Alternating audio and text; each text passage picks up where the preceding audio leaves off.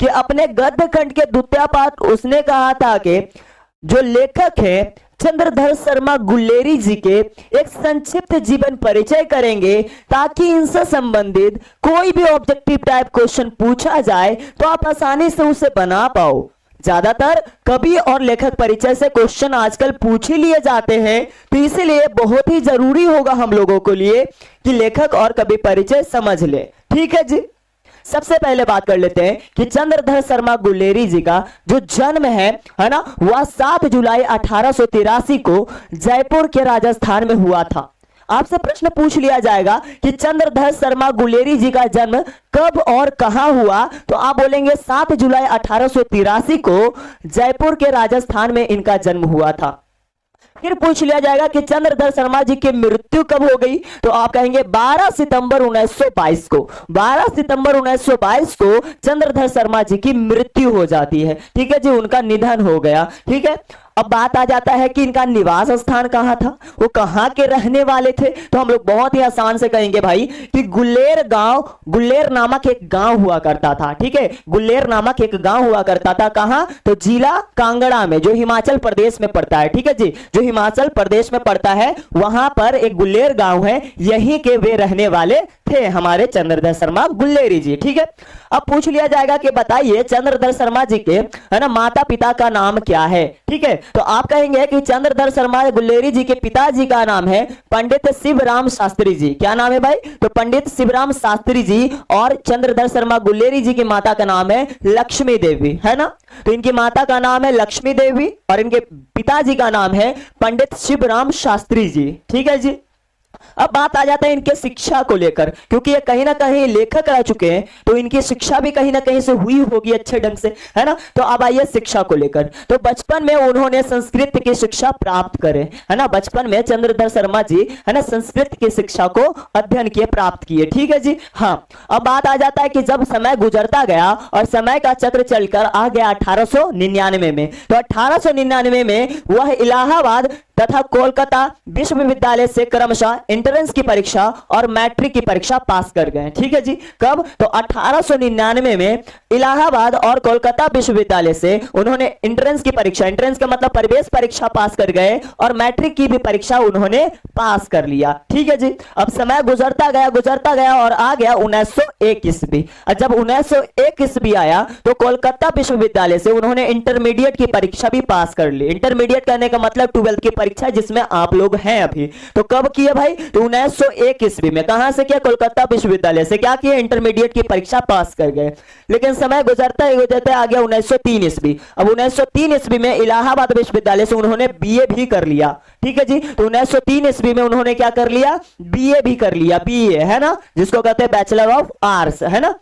अब देखिए, अब इनके वृत्ति के बारे में जानते हैं कि इन पे क्या क्या आपा बीती हुआ है, उनके जीवन काल में ऐसी कौन कौन से परिस्थितियां आई हैं, उनके वृत्ति के बारे में जानिए। ठीक है जी, तो कहते हैं 1904 ईस्वी में जयपुर दरबार की ओर से खितड़ी के नाबालिग राजा जय सिंह के अभिभावक बनके, है ना, मेयो कॉलेज अजमेर में आ गए और फिर जयपुर भवन छात्रावास के अध्यक्ष बन गए, है ना। छात्रावास का मतलब हॉस्टल, तो कहते हैं जयपुर भवन छात्रावास के क्या बन गए, हाँ, अध्यक्ष बन गए। फिर समय गुजरते आ जाता है 1916 ईस्वी और 1916 ईस्वी में संस्कृत विभाग के अध्यक्ष बन गए। क्योंकि उनके बचपन में भी पढ़ाई संस्कृत ही हुआ था, तो आगे चलकर 1916 ईस्वी में संस्कृत विभाग के ये अध्यक्ष बन जाते हैं।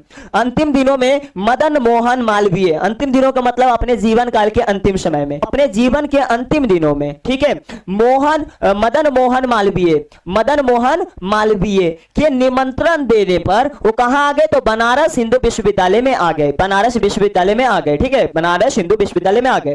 फिर वहां पे वो प्राच्य विभाग के कार्यवाहक बन गए, है ना। और तो और वहां पे मनीन्द्र चंद्र नंदीपीठ के प्रोफेसर बन गए, है ना। कहते हैं मनीन्द्र चंद्र नंदीपीठ के वो क्या बन गए, प्रोफेसर बन गए। ठीक है जी, अब आ जाता है संपादन के बारे में कि उन्होंने अपने जीवन काल में कितने सारे पात्रों का संपादन किया है ना, संपादन किया है। तो सबसे पहले आता है समालोचक पत्रिका का उन्होंने संपादन किया है। काशी नगरी है ना प्राचारिणी पत्रिका का उन्होंने संपादन किया है। काशी नगरी प्राचारिणी पत्रिका का उन्होंने संपादन किया है और समालोचक पत्रिका का उन्होंने संपादन किया है। ठीक है जी, ये दो पत्रिका का नाम याद रखेंगे। अब आ जाते हैं भाई कि चंद्रधर शर्मा गुलेरी जी के कुछ रचनाओं के बारे में, क्योंकि आपसे लेखक के रचनाओं से भी प्रश्न पूछ ही लिए जाते हैं। ठीक है जी, तो अब आ जाते हैं कि चंद्रधर शर्मा गुलेरी की प्रमुख रचनाओं के बारे में, जिसमें कहानियां होंगी, निबंध होंगे, प्रमुख निबंध होंगे, अंग्रेजी में लिखे गए लेखन होंगे, है ना। इस तरह से उनके बहुत सारे रचनाएं हैं। तो जरा देखिए, गौर करिए, ताकि इनसे कभी भी प्रश्न पूछा जाए तो आप आसानी से बना पाएंगे। ठीक है जी, बातें समझ में आ रही है आप लोगों को? बहुत बढ़िया। अब कहते हैं पहले नंबर, आइए प्रमुख रचनाओं में कहानियों में देख लेते हैं। प्रमुख रचनाओं में कहानियों में देखते हैं तो सबसे पहले है कि सुखमय जीवन, ठीक है, जो 1911 में लिखे थे। सुखमय जीवन जो 1911 में लिखे थे। ठीक है, फिर बुद्ध का कांटा, बुद्ध का कांटा कब लिखे थे? 1911 में ही लिखे थे। बुद्ध का कांटा वो 1911 में ही लिखे थे। फिर कहते उसने कहा था, जो ये कहानी पढ़ रहे हैं ना आप, वो जो उसने कहा था कहानी पढ़ रहे हैं, वही वाला कहानी लिखे थे कब? 1915 में, 1915 में। और आपको एक मजेदार बात बताएं, वो अपने पूरे जीवन काल में ना मात्र 3 ही को कहानियां लिख पाए। अपने पूरे जीवन काल में चंद्रधर शर्मा गुलेरी जी मात्र 3 कहानियां लिख पाए। और कौन कौन कहानी है? तो यही वाला सुखमय जीवन जो 1911 में आया, बुद्ध का कांटा 1911 में आया, उसने कहा था 1915 में आया। अपने पूरे जीवन काल में कुल 3 ही कहानियां वो लिखे हैं। ठीक है जी, हाँ, बस 3 ही कहानियां लिखे हैं। बातें समझ में आ रही है आप लोगों को बढ़िया से? बहुत अच्छी बात है। आगे चलिए, आगे हम लोग चीजों को बढ़िया से समझते हैं। अब आ जाए निबंध वाला में, निबंध वाला चीजों को समझते हैं। ठीक है, हाँ, कहते हैं क्या?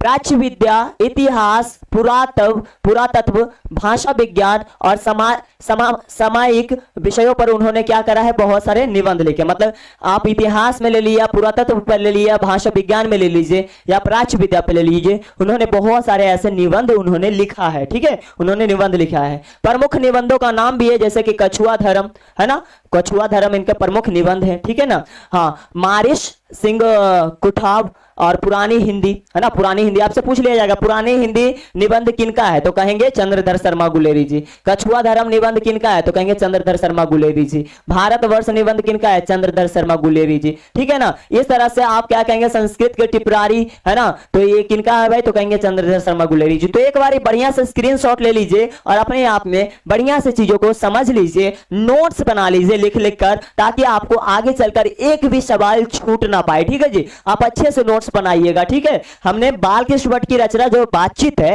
वो पिछले क्लास में एकदम ठीक है ऐसे ही भाषाओं में मैंने आपको करा दिया है, चाहे वो आपका लेखक परिचय हो, चाहे वो आपका ऑब्जेक्टिव टाइप क्वेश्चन हो, मैंने आपको करा दिया है और इस वीडियो के डिस्क्रिप्शन में उसका लिंक भी दे दिया है। ठीक है, तो आप इसको देख भी सकते हैं।